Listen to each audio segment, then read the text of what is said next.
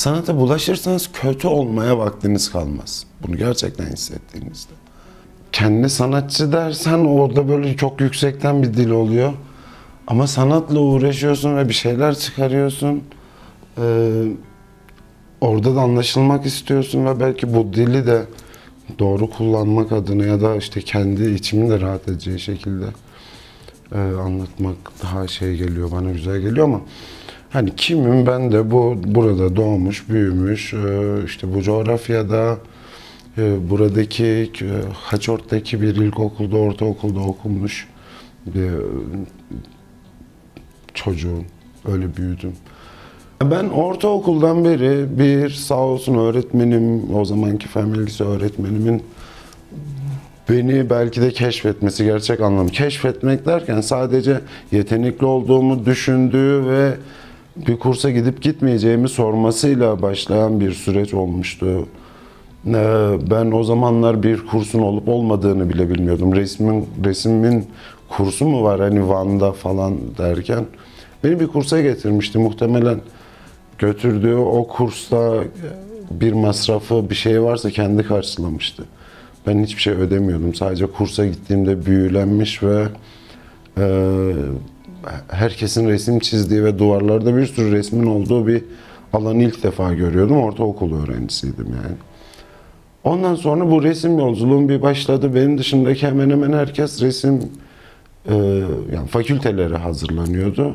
Ben de orada işte kara kalemle başlayıp işte teknik öğrenmeye çalıştığım bir yere evrilmiştim ve resim böylece hayatıma girmiş oldu. Son 15 yıldır işte mürekkeple kendi üretimim olan, kendimi bulduğu bir yöntem üzerine çalışmaya başladım. Atık bir malzemeden yararlanıp, atık malzeme dediğimde matbaalardan, dergilerden bulduğum eski mürekkepleri bir çeşit işlemler yapıp o detaylara boğmayacağım çünkü çok böyle kendim bile tam anlayamadım ama hala hep çalıştım. Bundan 5-6 yıl önce bile yine ben hala oralardayım yani arıyorum, arama hiç bitmedi. Aramak gerektiğine inanıyorum zaten. Sanatta ya da işte felsefede hep aramak üzerinedir, sorular üzerinedir. Ben bu soruları soruyorum kendime. Şimdi bu teknikle geri dönüşümden faydalanmak ve iyi bir etki yaratması. Tabii artık biraz daha o günkünden farklı olarak şöyle şeyler yapıyorum. Bunun içine sulu boya katmaya başladım. Bunun içine yağlı boya katmaya başladım. Akrilik kullanıyorum. Ama daha böyle simülasyon yaptığım bir yerlere evrildi. Yani gerçek mi? Yani hepimiz gibi biraz da düşünüyorum. Biz gerçekte mi yaşıyoruz, hayal ürünü müyüz yoksa bir simülasyonda mıyız? Bunu resme yansıtmaya çalışıyorum açıkçası. Olabildiğince.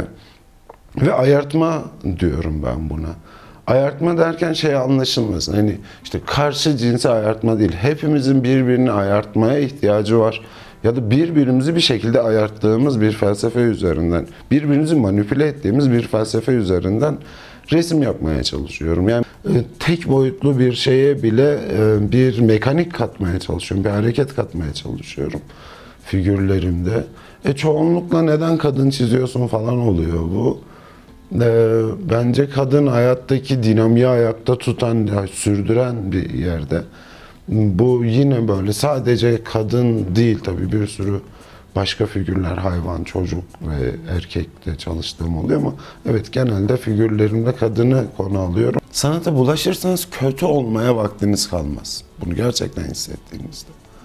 İşte biraz resim, biraz müzik, biraz yani iyi bir müzik dinlemek de iyi bir kitap okumak da sanatçılıktır bence. Yani üretime dahil olmaktır. Bir tiyatro izlemek, oyunlara gitmek, iyi bir film izlemek. O zaman zaten vaktin artık şeye kalmıyor. Bu sadece izlediğin ya da gördüğün süreçte değil. Bu sefer soruların, hayatın oraya evriliyor. Bunun üzerine konuşuyorsun. Muhabbet bu olmaya başlıyor.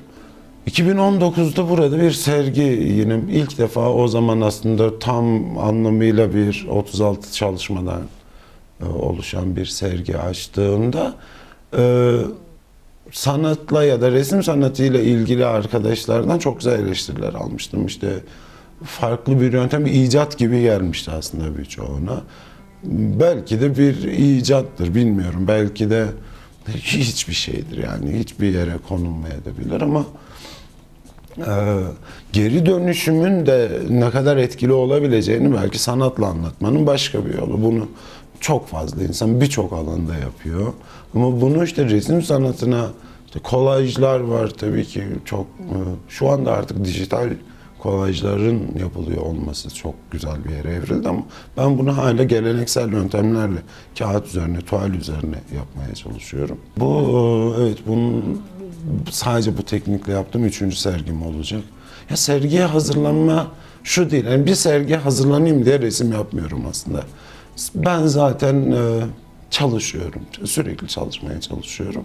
Bir sergi teklifi gelirse, ki daha önce de belki seninle konuştuğumuz bir şeydi. Ben gerçekten bu alanlarda sergi yapmaktan çok rahatsızım kendi adıma. Çünkü böyle burjuvazi bir yere taşıyan bir şey oluyor sanki sergi. Bu hem rahatsız edici ama sürdürülebilirlik açısından da maalesef ihtiyaç duyduğumuz bir şey de oluşuyor. Ben şuna inanıyorum, Van'da şunu gördüm hep. Mükemmel sanatçılar var.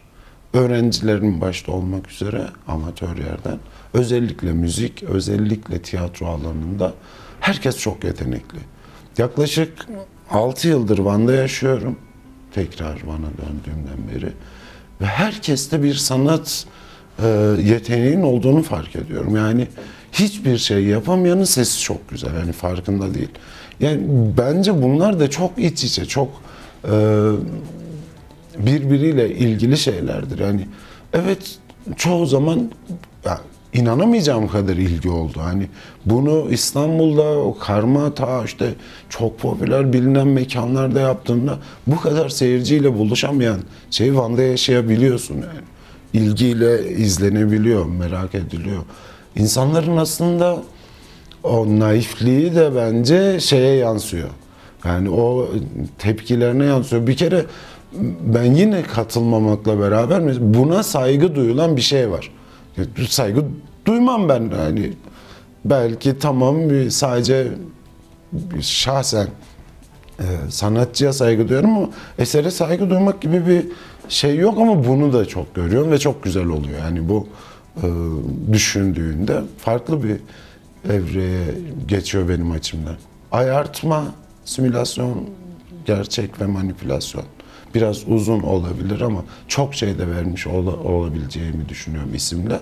Ya da bunlardan bir tanesini düşünüyorum. Yani 11 Nisan'da 20 gün açık kalacak Tariria'da bir sergim olacak.